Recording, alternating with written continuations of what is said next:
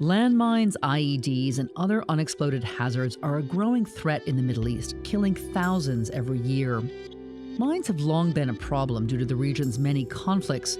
There are nearly 16 million mines left over from the Iran-Iraq War of the 1980s alone, and civilians are still suffering the impact, both physically and economically. Despite a global treaty banning landmines, recent conflicts in Syria, Libya, and Yemen have generated what experts are calling a landmine emergency. Adding to the crisis is the proliferation of improvised explosive devices known as IEDs.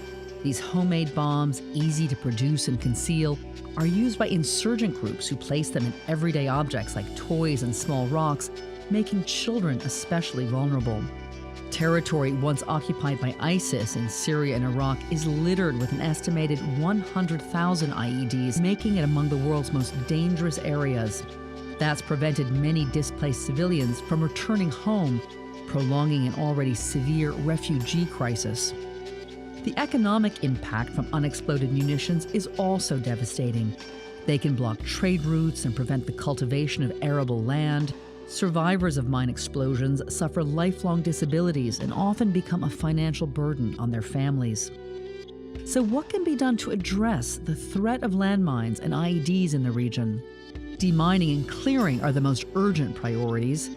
After a concerted effort to tackle its landmine problem, Jordan became the first country in the Middle East to declare itself mine-free in 2012. But such efforts are costly and can take decades. Experts say demining in other countries like Syria, Libya, and Yemen could take up to 30 years or more to complete. In addition to demining, many programs work to educate the public on how to live alongside them when necessary. Public awareness campaigns focus on how to spot and avoid landmines.